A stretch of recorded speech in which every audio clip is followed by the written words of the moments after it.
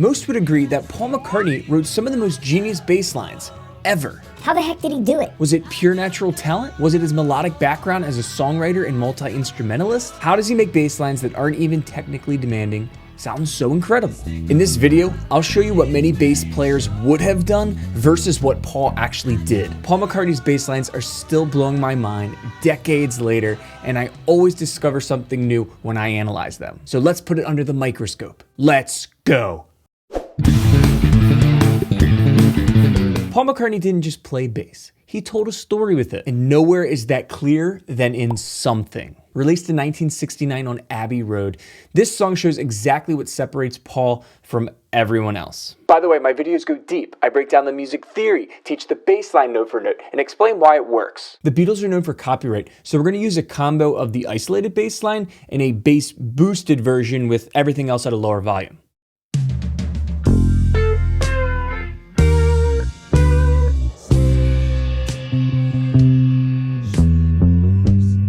Listen to that vibrato.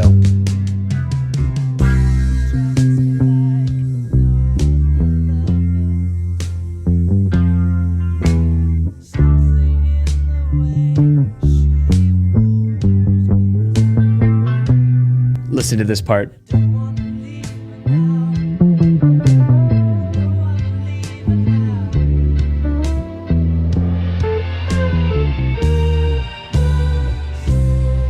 All right, I can only let it go for so long. We're in the key of C major. Before we arrive there, we have a really cool intro that plays the 4 chord, which is F major, and it has this E flat chord there, a flat 3 chord, which really builds some curiosity about where we're going before we arrive at C. So look at the progression here. As a bass player, we could do a lot over these descending progressions. When I say descending, it features a downward chromatic movement of the chords. You'll see the C major 7, C dominant 7.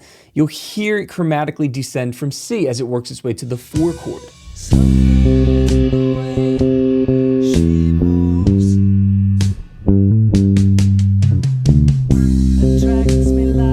Here's what a lot of bass players probably would have done over a verse like this.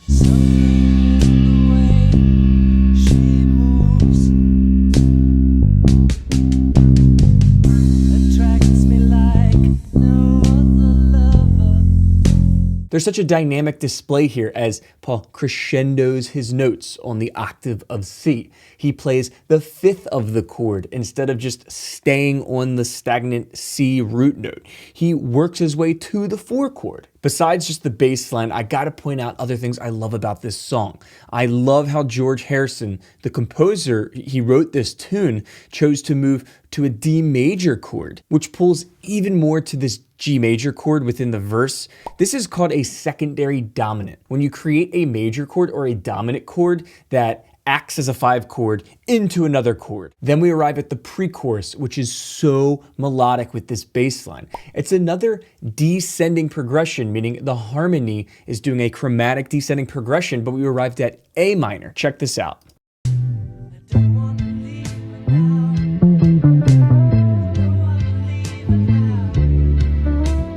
Intro. Verse 2. So look at what I think a lot of bass players might have done or could have done over this pre-chorus. Don't want to leave her now. You know I believe in how. Now here's what Paul actually did. Don't want to leave her now. You know I believe in how.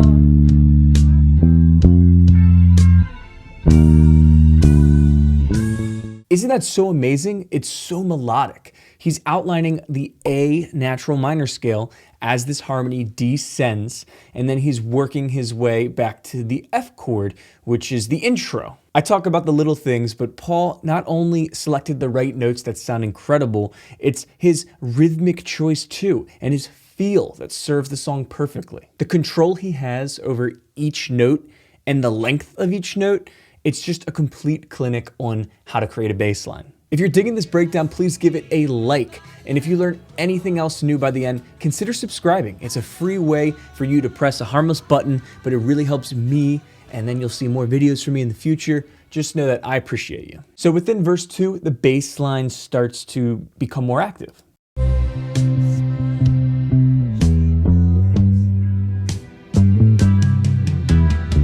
Staccato, smooth.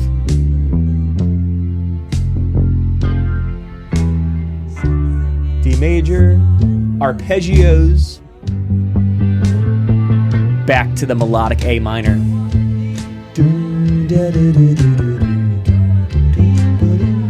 little more active there.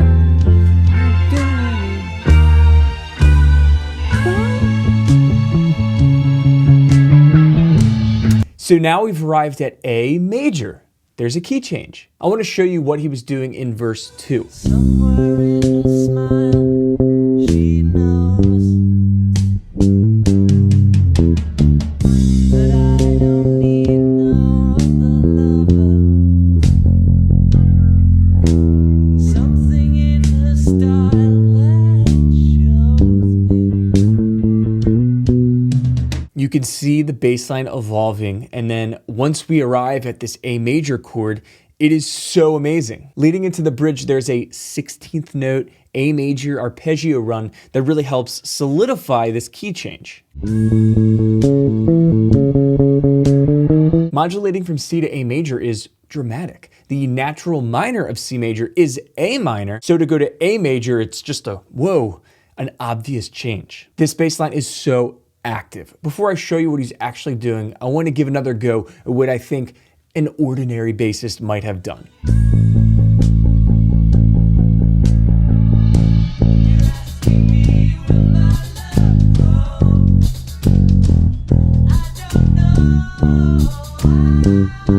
Now here's what Paul actually did.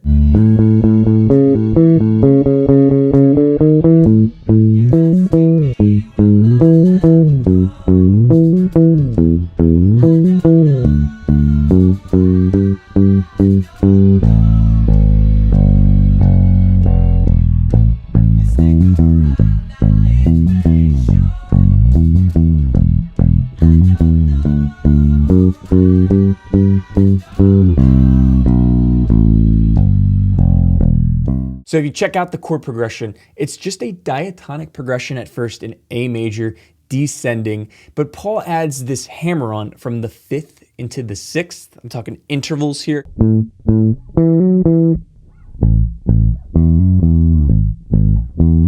And as always, there's smooth notes connected with staccato notes. But what I really like is it's played in a higher octave the first time before a lower octave the second time. By the way, let me know what your favorite Beatles bass line is. This is definitely a top one for me. A thought of mine is when Paul's not singing, George is handling vocal duties on this, and he's just only worrying about crafting a bass line. They tend to be top, but what do you think? Let me know below. If you want to learn more about creating bass lines, getting better at bass in general, and learning how to play like Paul, then you need Bass Freedom. Check out more information below. Listen what he's doing over the bridge.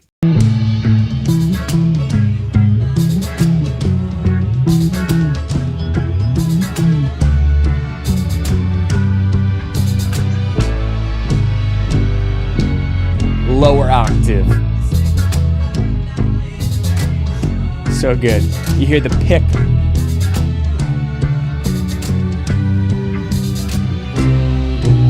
Back now to C major. Even after the guitar solo, when we arrive back at the verse, the bass line is still building. It's at its most active point yet for this part. Check it out.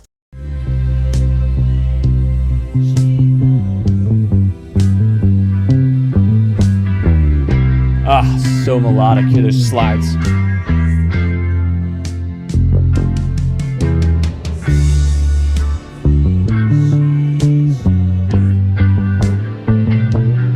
Isn't that freaking awesome?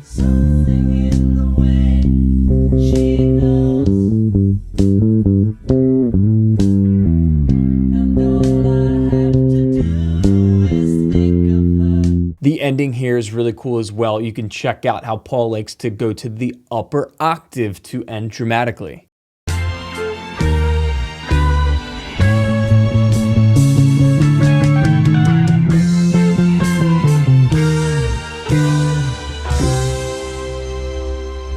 Stuff like that may go under the radar. You might not have been able to hear that before. That's why we gotta like the ability to isolate tracks and, as I say, look under the microscope.